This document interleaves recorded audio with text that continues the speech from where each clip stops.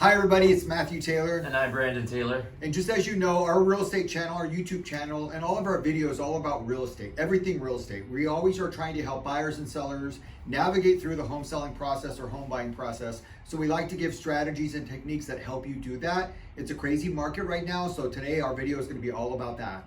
Yes, how to get your offer and make your offer stand out in a multiple offer situation.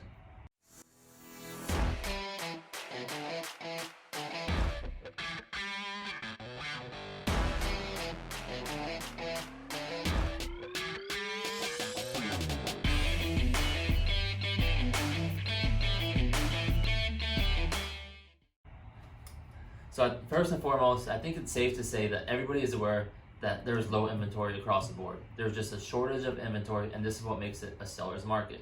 The demand for homes and housing is just so much greater than the actual amount of houses for sale. The buyers and investors are looking to buy a home in today's market. Yes, exactly. And that's ultimately what we call the revolving door effect. It leads to what we call the revolving door effect, where it's just showing after showing after showing, offer after offer, multiple offers, bidding wars, an overall influx of offers on properties. So that's why we wanted to do this video today. Yes, and we tell a lot of our sellers right now too, if you're thinking of selling your house or you're on the fence of selling your house, now is a great time. It's actually home buying warfare out there right now, where buyers are doing whatever it takes to actually get that house. They're even willing to tell the seller, look, we'll pay $10,000 or $20,000 or $70,000 over asking price, and we'll let you live in the house for 2 months for rent free after we close escrow, so you have your money in your hand and you can go out and buy the house if you want. It's just different times right now in this type of market. Yeah, so you may be thinking, if you're a buyer, well, should I buy a home in today's market, or do I want to wait for the prices and the values to even out a little bit and for the overall market to even out? Well, personally, I feel it's a great time to buy a home in the seller's market, because prices and home values are appreciating so quickly.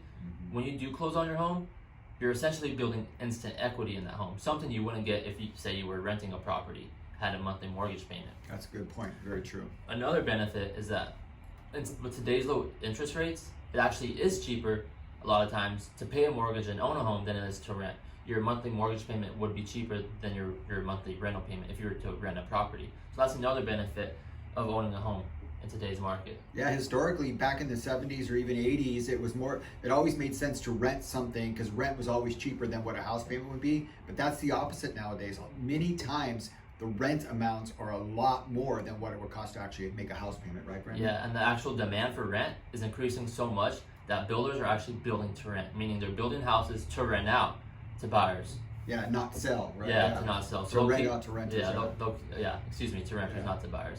And another benefit is actually, once you are a homeowner, you'll start receiving those homeowner benefits and tax benefits. Yeah, appreciation, tax benefit, interest benefits, stuff like that. Yes. And any home improvement thing you do is actually for your benefit. You're benefiting from that, right? Yeah. So once you've decided that you are ready to buy a home in today's market, and assuming you've spoken with the lender and been pre-approved and pre-qualified, well, here are some tips and tricks to keep in mind that you can perhaps implement in your offer to make it stand out in a multiple offer situation. Yeah, winning that offer. Can you imagine when you write an offer, right? You think like traditionally in real estate, there might be 3 people interested in a property. There's some time. People are on the fence whether they want to make an offer or not, so you make an offer. Many times there used to be like maybe 2 offers. Now, sometimes 1. Now you're competing against 10 or 15 or even more people when you're actually competing for a house. So you have to be strategic in how you structure that offer. So what we're going to talk about now is doing that. Now, we always recommend that you work with a licensed real estate agent, and they should know these same tricks and tips and techniques, but not every realtor does. There's lots of things we're going to talk about today. But first thing is, when you submit an offer, love that house, right? Be in the game that you want that house. And if you want that house, then we need to do what it takes to get that house. So that means we need a clean, well-written contract, right? Not asking, because those days are gone when it was a buyer's market where you could tell the seller, I want to buy your house, I'm paying $5,000 less, I want you to pay all my closing costs, I want you to throw in a nice swing set in the backyard and buy me a home warranty plan. That's not the market we're in right now. Now it's where the sellers are having to give some concessions, or the buyers are having to give some concessions to the sellers. So clean contracts, where you're not asking for those contingencies or saying, oh, I want to buy your house, but I got to sell mine first. Buyers or sellers are just saying, no, we're moving on to the next buyer. But no other addendums or contingencies or concessions you're going to have to ask for. So a clean, well-written offer where you're not asking for much. Second thing is too, there's always the opportunity to have an escalation clause. Now there's not a lot of realtors that know how to write these correctly, and there's not a lot of listing agents that know how to deal with an escalation clause. But real quickly, I'll tell you what an escalation clause is. It's when you're writing an offer. For example, there's a house for sale for $700,000. And there's going to get multiple. Now you only submit this escalation clause. You only write that in the contract when you know there's multiple offers, and you check. Your agent will check with the listing agent first. So you want to be competitive. So the house is for sale for $700,000. There's multiple offers. People are going to be paying over. So when you write the offer, say our purchase price to be $705,000, and we will pay $1,000 over the highest. The next highest offer. Yeah, next highest offer with proof, in writing that you actually had an offer at that. So for example, we're offering $705,000. We'll pay $1,000 more than the highest offer, which happens to be $735,000. Then you will pay $736,000. Sometimes they write escalation clauses with no caps. You can just go up to infinity. There's competing escalation clauses, but most often you'll say not to exceed $760,000. Whatever it is, we sit down and talk to you about what is your highest number and how bad you want this house. So that's one of the things we can do as an escalation. And we like to say, ultimately, you'll regret losing this house. Right to win that. Yeah, house. if you're going to regret not getting this house, then you write your offer to get the house. Yes. The third thing we're going to talk about is close of escrow date. You want to close on the seller's terms. When is it most convenient for them to close? Because they're going to say, and it's not always price, sometimes it's time. What's important to that seller is, no, I need some time. I need 30 days after we close, or I need time to find myself another house, or we're moving out of state.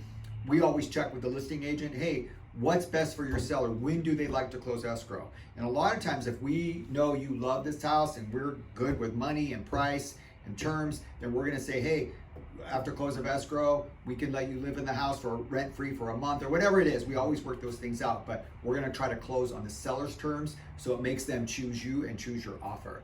And then the fourth thing we're going to talk about is communication. It's always good for the agents to have good communication, and we have a way that we engage that agent and try to get information and let them know that our buyer is well qualified, pre-qualified, they've got the down payment, stuff like that.